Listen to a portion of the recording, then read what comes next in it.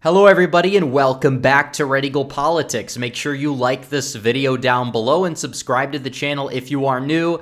And I wasn't going to make a video today, but I've been left no choice because we have great news all across the board, but mainly in the state of New York, where the top court, the 7-0 Cuomo-appointed court, has decided to strike down the most ridiculous gerrymander in history. I know this has been a topic that we've been beating to death on this channel recently because there's been a lot of back and forth between will New York's map stay or will it get appealed, but against all odds, the map is gone, and there's going to be a new map that is going to be partially constructed by the Republican Party of New York. Some of the lower level officials that helped appeal it are going to help redraw the map, and they are going to get severe payback. And we're going to get into this, but I just want to say, how did this work out? Let's talk elections. New York's gerrymander is here to stay? Nuh-uh. I don't think so, buddy. I don't think so, but that's okay because it's okay to be wrong. But we're going to take a little bit of a victory lap, but not too much of a victory lap because we always have to demand more. We can't do what the right has been doing for decades. When they get a little bit of a victory, they just sit back and kick their feet up on their desk and do nothing while the left destroys the country. No, we have to still go on offense, but we will take this as ammunition and we will use it to increase the number of Republicans in Congress. Hopefully we get the right Republicans in Congress because that's another problem. But this November, it's huge. And we're going to talk about this and look at the new maps, but I have to tell you guys about redeaglepolitics.com. If you guys want access to my exclusive videos, of which there are many, you can get them at redeaglepolitics.com for just 16 cents a day. You'll get all my exclusive videos, dropped one yesterday. And you'll also get access to all of my articles as well as the Discord server where you will be able to interact with many other like-minded individuals. So make sure you sign up at redeaglepolitics.com, but also check out the merchandise at shop.redeaglepolitics.com. Celebrate the Red Wave with a Red Wave 2022 t-shirt. We have epic designs, t-shirts, stickers, coffee mugs, tank tops, sweatshirts. The whole package is there. We got all of these great designs. Check out the merchandise. It helps out the channel at shop.redeaglepolitics.com. So here we go.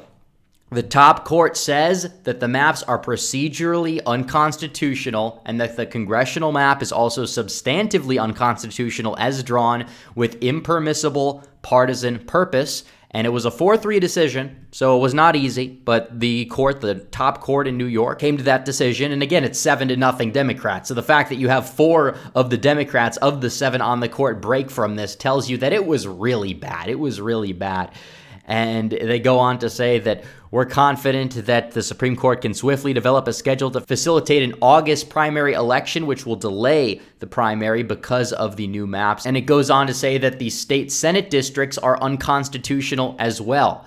So already New York is going to be having 2 sets of primaries. They're going to have their governor primary happening in June, and then in August, they're going to have the Congress and the state Senate primary. So that's how they're necessarily going to do it. But like I said, it's going to bite them in the rear end because they decided to draw a map that was just super favorable for them, and it was ridiculously favorable. We could go over this again and talk about the climbing district or the Jerry Nadler gerrymander district, but the fact is, in the New York metro area, you had just 1 Republican district, and you didn't even have any toss-up districts.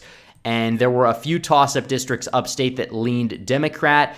And you had, I believe, 1, 2, 3, just 3 solid upstate Republican districts, and only 1 in the New York metro area that was solid red. And the rest were blue.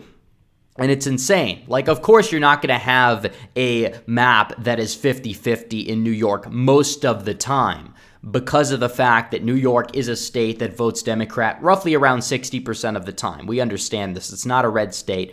It's a blue state. And a lot of Republicans are fleeing New York, but at the same time, the state's basically going to be about the same partisan-wise. And we look at these new proposals that will potentially see the Republican plaintiffs who might have a say in this map are drawing this map in return, which has 7 solid or likely Republican seats at hand here.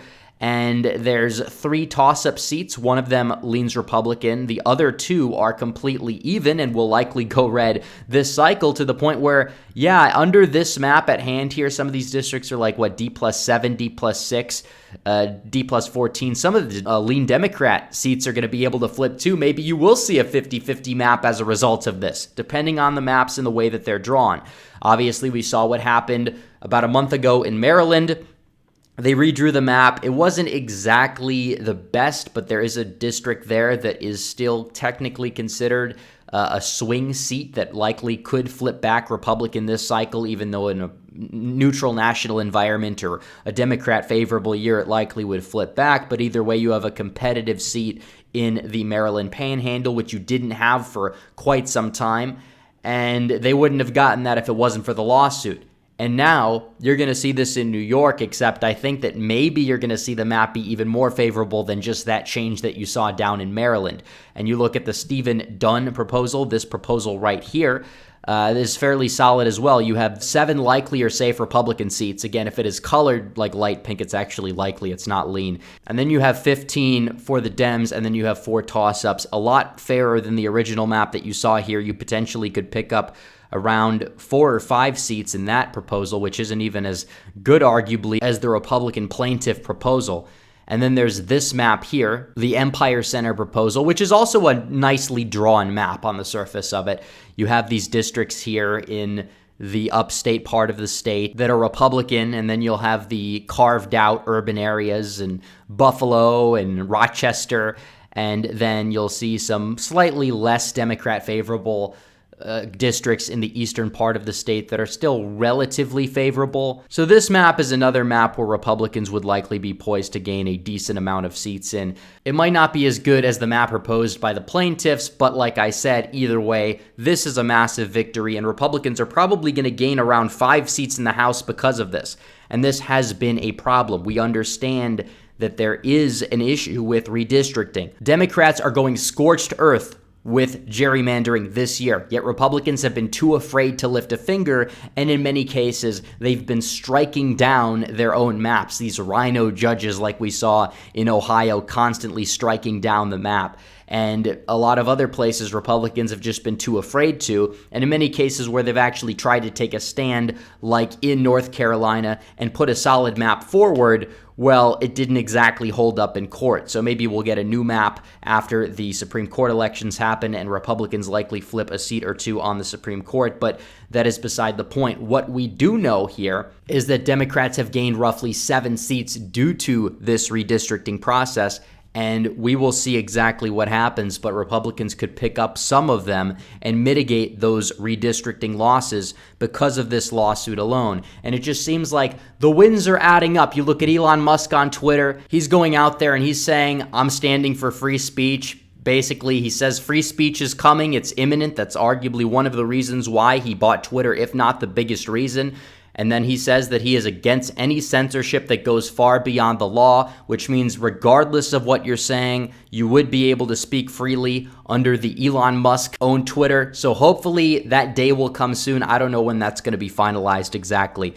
But you look at the wins, they're adding up. I'm not getting complacent. We got to say this is great, but we need more. And if we can have that mentality, we can actually start to move the Overton window back into the direction where it needs to be, because the left has been shifting it left for the past 60 years because they've always said, we must do more, and they've forced us to cave. No, we got to force them to cave, and it's going to be a tough, long haul. We understand this. We don't have the institutions on our side. We might have Twitter on our side now, but we have a long way to go to take our country back. But I really do believe that the energy has shifted. So anyways, guys, thanks for watching this video. Please like this video down below, comment down below, subscribe to the channel, hit the bell for notifications so you never miss another video. Follow me on social media, join the website, buy the merch. The links are all in the description down below. As always, guys, thanks for watching. Red Eagle, out.